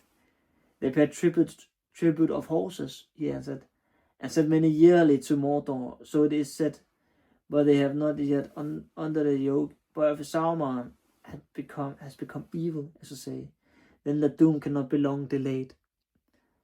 He sent me down in the land of Rohan ere dawn, and now I have length and may tell over long. The rest must be must be more beef in Rohan. I found evil already at work, the lies of Saruman, and the king of the land would not listen to my warnings. He bade me take a horse and be gone, and I chose one much to my liking, but little to his. I took the best horse in his land, and I have never seen the likes of him. Then it must be a noble beast indeed, said Aragorn. And it grieves me more than many tidings that might seem worse to learn that Sauron levies such tribute. It was not so when last I was in the land. Nor is it now, I would swear, said Boromir. It is a lie that comes from the enemy. I know the men of Rohan, true and valiant, or else dwelling still the lands that we gave them long ago. The shadow of Mordor lies on distant lands, answered Aragorn. Saruman has fallen under it. Rohan is beset. Who knows what you will find there if you return? Not this at last. Not this at least, said Boromir. At least they will buy their lives with horses. They love their horses next to their kin, and not without reason, for their horses of the rider mark came from the fields of the north, far from the shadow, and the races and that of their masters is descended from the 3 days of old. True, indeed, said Gandalf. True indeed, said Gandalf. And there is one among them that might have been foaled in the morning of the world. The horse of the Nine cannot vie with him. Tireless, swift as the flowing wind, Shadowfax, they call him. By his day coat glistened like silver, and by night it is like a shade, and he passes unseen. Light is his foothold. Never before had any man mounted him, but I took him and I tamed him, and so speedily he bore me that I reached the Shire, when Frodo was on the Barrow Downs. Though I set out from Rohan only when he set out from Hobbiton. But fear grew in me as I rode, ever as I came north. I hear tidings of the riders, though again on them day by day. They were ever before. They had divided their forces and learned some remained of the eastern borders, not far from the Greenway, and some invaded the Shire from the south. I came to Hobbiton, and Frodo had gone, but had words with old Gamgee. Many words, and few to the point. He had much to say about the shortcomings of the new owners of Beckett. I can't abide changes, he said. Not a many time of life, at least of all changes for the worst. Changes for the worst? Worst, he repeated many times. Worst is a bad word, I said to him. Worst is a bad word, I said to him. And I hope you do not live to see it. But amidst his talk, I gather all at last that Frodo had left Hobbiton less than a week before, and that a black horseman had come to the hill the same evening. Then I rode on in fear. I came to Buckland, and I found it an uproar as busy as a hive of ants that have been stirred with a stick. I came to the house of Crickhollow, and it was broken open and empty, but on the threshold there lay a cloak that had been Frodo's. Then for a while a hope left me, and I did not wait to gather news, or I might have been comforted. But I rode on the trail of the riders. It was hard to follow, for it went many ways, and it was at a loss. But it seemed to me that one or two had ridden towards Bree, and that was way I went, for I thought of words that might be said to the innkeeper. Butterbur, they called him, thought I. It is delayed at fort. I will melt all the butter in him. I roast the old fool over a slow fire. He expected no less, and when he saw my face, he fell down flat and began to melt on the spot. What did you do to him? Cried Frodo in alarm. He was really very kind to us, and did all that he could. Gandalf laughed. Do not be afraid, he said. I do not bite, and I bite very little. So overjoyed I was about the news that I got out of him, when he stopped quaking, and that I embraced the old fellow, how it had happened. I could not then guess, but I learned that you had been in Bree the night before, and had gone off that morning with Strider. Strider? I cried. Strider, I cried, son of joy. Yes, sir. I'm afraid so, sir, said Butterbur, mistaking me. He got them in spite of all that I could do, and they took up with him. They behaved very queer, and all time they were here. Willful, you might say. As full, vice-worthy, and beloved Parliament, said I. It's the best news I've ever heard since midsummer. It's worth a gold piece at least. May your beer be laid under an enchantment of surpassing excellence for 7 years, said I. Now I can take a night's rest, the first since I have forgotten when. So I stayed there that night wondering what had become of the riders, for only of 2 had there yet been any. Lewis and Bree I seem, but in night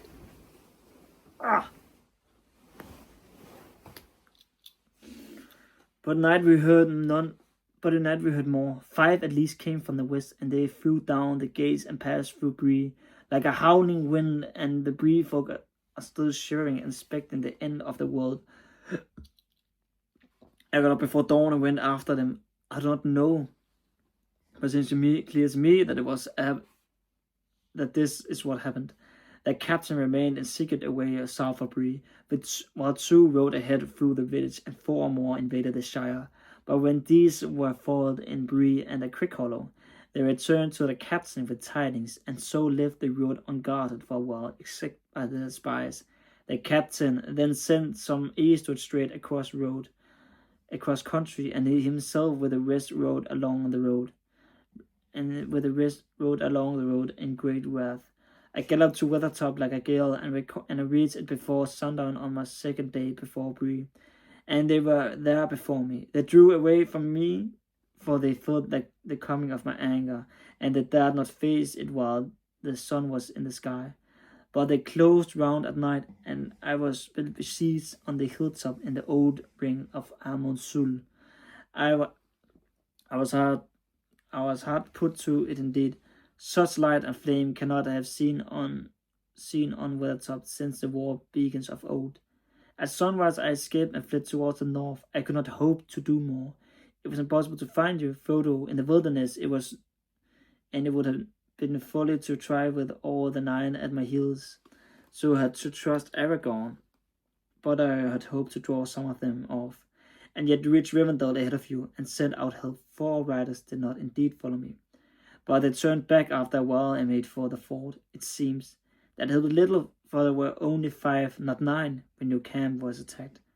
I reached here at last by a long hard road up the Horwell, and through the Eton Moors, and down from the north. It took me nearly 15 days from the top, for I could not ride among the rocks of the troll fields, and Shadowfax departed. I sent him back to his master, but a great friendship has grown between us, and if I have need, he will come at my call. But so it was that I came to Rivendell, only 2 days before the ring, and news of its peril had already been brought here, which proved well indeed. And on that, Frodo, is the end of my account. May Elrond and others forgive the length of it, but such a thing has not happened before.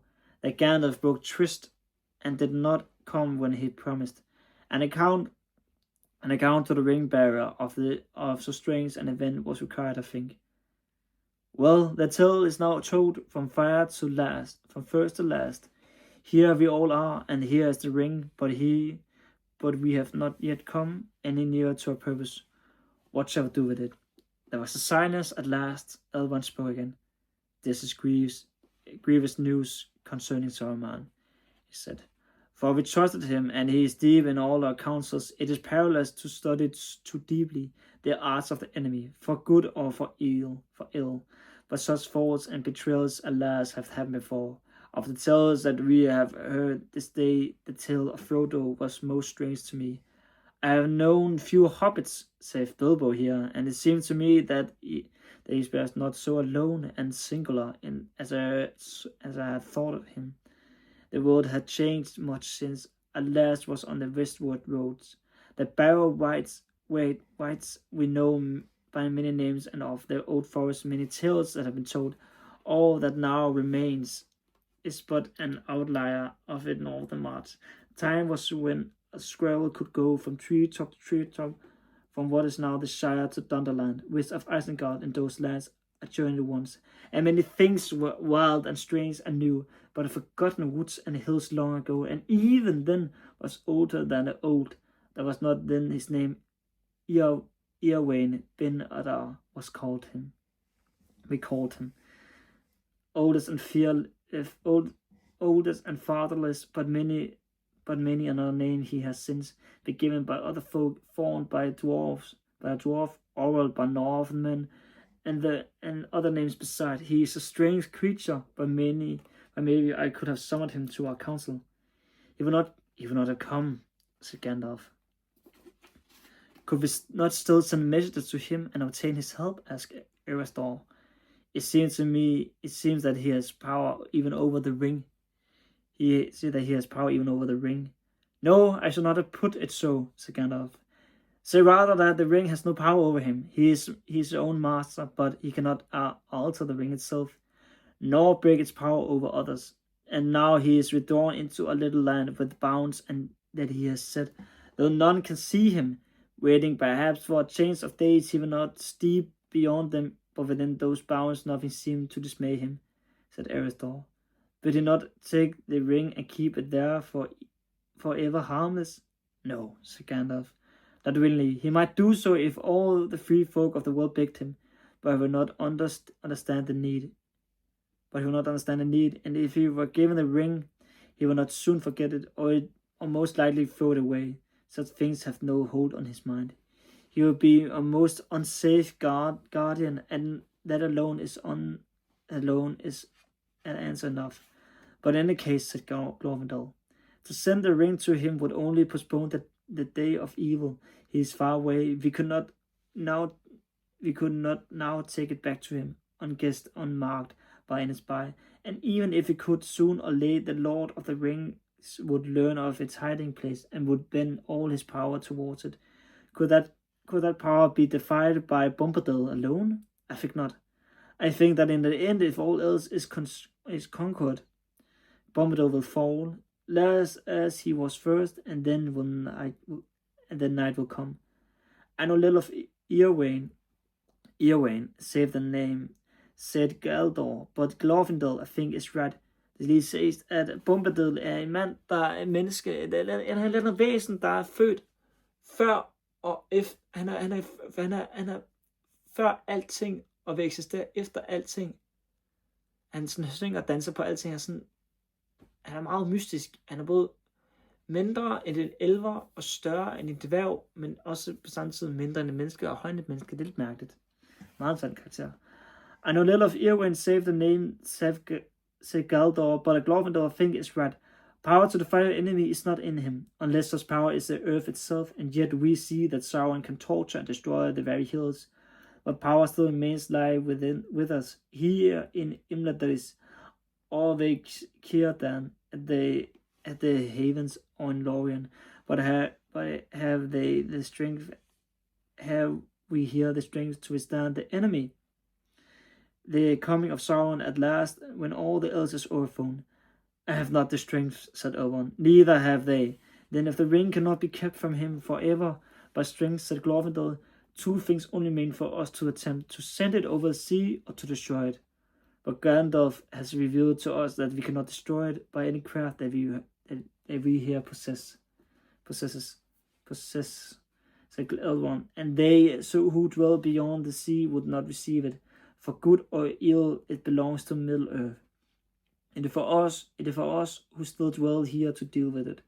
Then, said Glorfindel, let us cast it into the depths and so make the lies of Sauron come true. For it is clear now that even at the council his feet were already on a crooked path. He knew that the ring was not lost forever, but wished us to think so, for he began to lust for it himself. Yet oft in lies in truth is hidden. In the sea it would be safe, not safe forever. Glor, said Gandalf, there are many things in the deep waters, and seas and lands may change.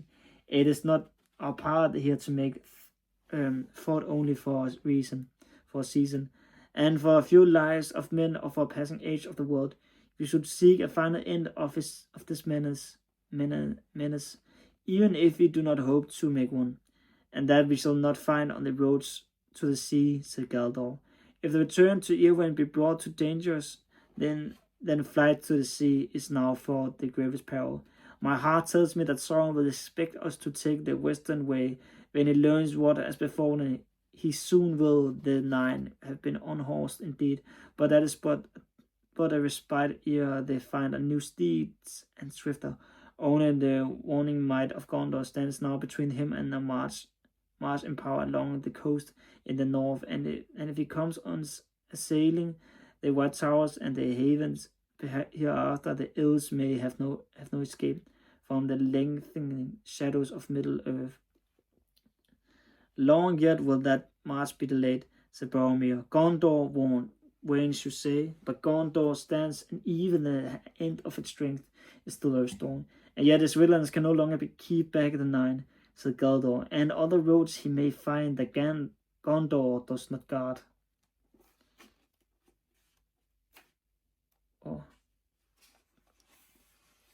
2 timer, hold up. Then said Eristor, there are but 2 courses, said Glorfindel. Already had declared to hide the ring forever, or to unmake it, but both are beyond our power. Who will read this riddle for us? None here can do so, said Elrond gravely. At least none can foretell what will come to pass if we take this road, or that it seems to me now clear which is the road that we must take. The westward road seems easiest, therefore it must be shunned. It will be watched too often, the ills have fled that way. Now at this last we must take a hard road, a road unforeseen.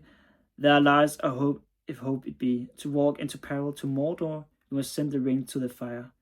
Silence fell again. Frodo, even in that fair house, looking out upon a sunlit valley, filled with the noise of clear waters, felt a dreaded darkness in his heart. Boromir stood, and Frodo looked at him. He was fingering his great horn, and frowning at length he spoke. I don't understand all this, he said. Sauron is a traitor, but did he not have a glimpse of wisdom?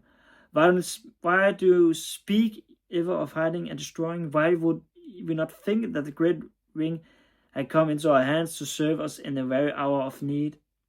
Wielding in the free lords, and the free may surely defeat the enemy. That is what he most fears, I deem. The men of Gondor are valiant, and they will never submit, but they may be beaten down. Valor needs first strength, and then a weapon. Let the ring be your weapon, if it has such a power as to say. Take it and go forth to victory.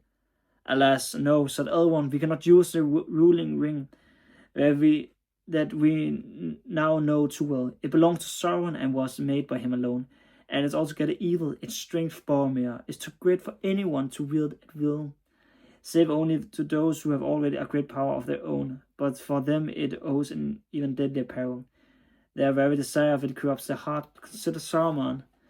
If any of the wise should with this ring overthrow the Lord of Mordor using his own arts, he would then set himself on Sauron's throne, and yet another Dark Lord will appear. And that is another reason why the ring should be destroyed. As long as it is in the world, it would be a danger even to the wise, for nothing is evil in the beginning. Even Sauron was not so. I feared to take the ring to hide it. I will not take the ring to wield it. Nor I, said Gandalf. Boromir looked at them doubtfully, but he bowed his head. So be it, he said. Then in Gondor we must trust to such weapons as we have, and at the least while the wise ones guard this ring, we will fight on. Mayhap the sword that was broken may still stem the tide. If the hand that wields it has inherited not an heirloom only, but the sinews of the kings of men. Who can tell, said Aragorn, but we will put it to the test one day. May the deed not be too long delayed, said Boromir, for though I do not ask for aid we need it, it will comfort us to know that the others fought also with all the means that they have. Then he comforted, said Elrond, for there are other powers at Rome that you know not, and they are hidden from you. Anduin, the great flows past many shores, ere it comes to Argonath and the gates of Gondor. Still it might be well for all, said Glorian the dwarf. It all this strength were joined, and the powers of each were used in league. Other rings there may be, less treacherous that might be used in our need. The 7 are laws to us. If Balin has not found the ring of Thor, which was the last, nor has heard of it since Thor perished in Moria, and indeed I may now reveal that it was partly in the hope to find that ring that Balin went away. Balin will find no ring in Moria, said Gandalf. Thor gave it to Thrain, his son, but not Thrain to Thorin. It was taken with torment from Thrain in the dungeons of Dol Guldur. I came too late. At last, cried Gloin. When will the day come of revenge? But still there are the trees, one of the trees, ring of the elves. Very, very mighty rings, it said, do not the elf lords keep them? Yet they too were made by the Dark Lord long ago, and are they idle? I see elf lords here, will they not say? The elves returned no answer. Did you not hear me, Gloin? Said Elrond. The 3 were not made by Sauron, nor did he ever touch them. But of them it is not permitted to speak. So much only in this hour of doubt I may now say. They are not idle, but they were not made as weapons of war or conquest. That is not the power. Those who made them did not desire strength or domination or hoarded wealth, but understand the making and healing to preserve all things unstained. These things the elves of Middle-earth have in some measure gained, though with sorrow, but all that has been wrought by those who wield the 3 would turn to their undoing, and their minds and hearts will become revealed to Sauron. If he regains the 1, it would be better if the 3 had never been. That is his purpose. But what then would happen if the ruling ring were destroyed, as you conceal? Asked Gloin. We know not for certain, answered Elrond sadly. Some hope that the 3 rings which Sauron has never touched would then become free, and their rulers might heal their hurts of the world that he has wrought. But maybe when the 1 has gone, the 3 will fail, and many fair things will fade and be forgotten. That is my belief. Did all the elves are willing to endure this chance? Said Glorfindel. If by it the power of Sauron may be broken, and the fear of his dominion be taken away forever.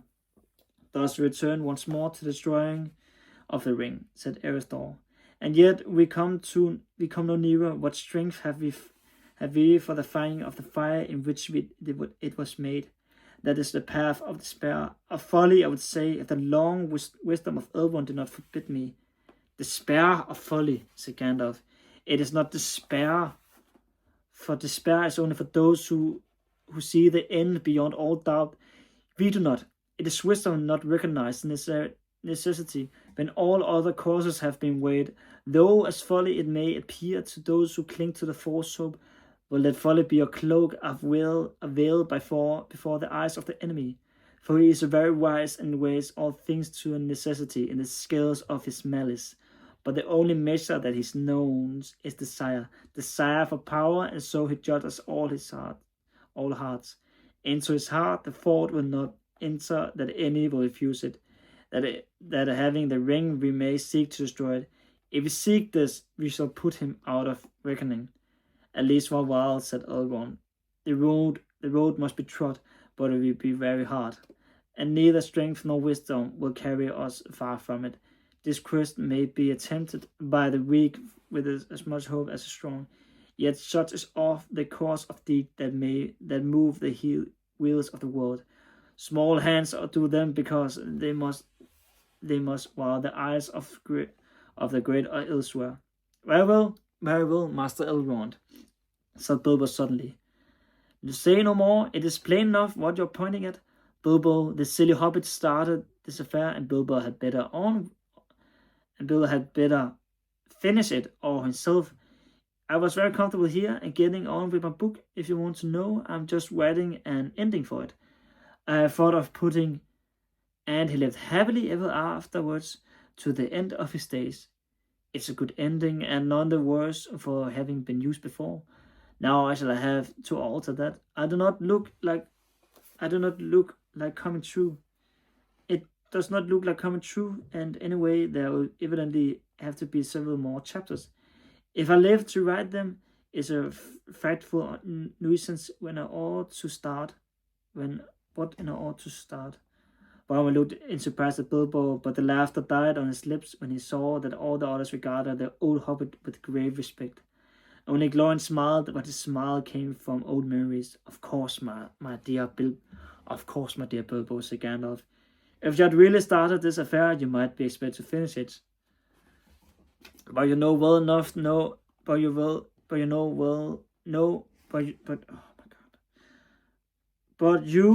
know well enough now that starting is too great a claim for any, and that only a small part is played in great deeds by any hero.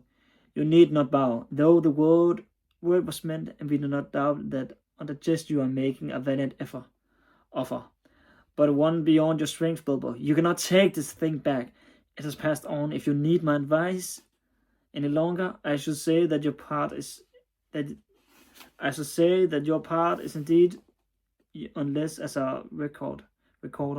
Finish your book and leave the ending unaltered. There is still hope for it, but get ready to write a sequel when they come back. Bilbo laughed.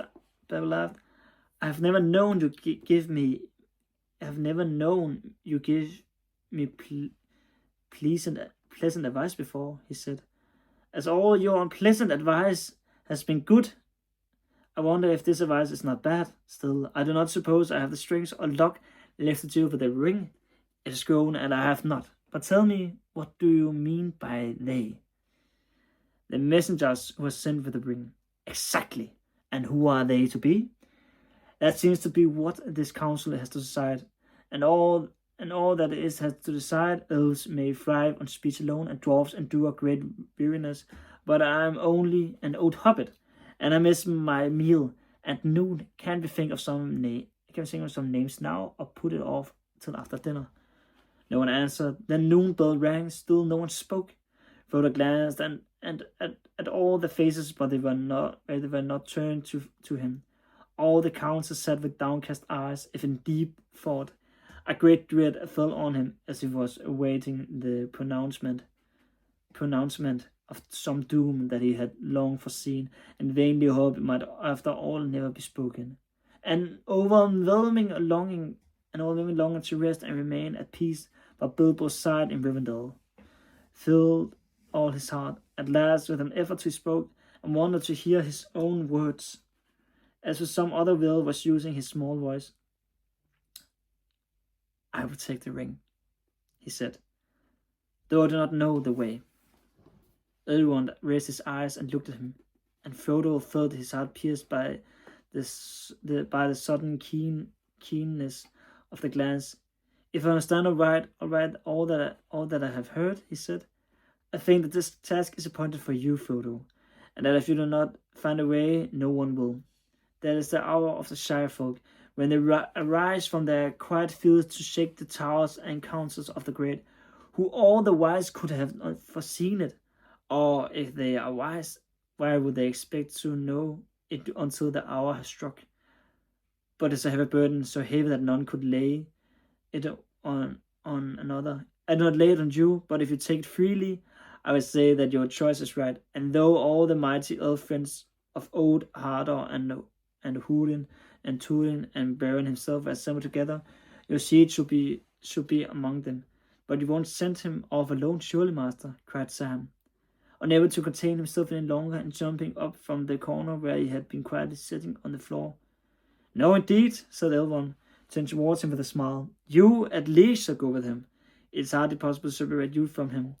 Even when he is summoned to a secret council, you are not. Sam sat down, blushing and muttering. A nice pickle we have landed ourselves in Mr. Frodo, he said, shaking his head. Og det var så den her gang for den her børn. Nu. Her tog 2 timer, det havde jeg ikke lige regnet med. Håber I nåede Godnathistorien. Der er ikke så mange stemmer den her gang, men jeg blev også træt af det til sidst. Så måske bare almindelige stemmer fremover. Men jeg håber, I nåede det, og jeg håber, I får en rigtig god nat søvn. Gå i seng. Godnat.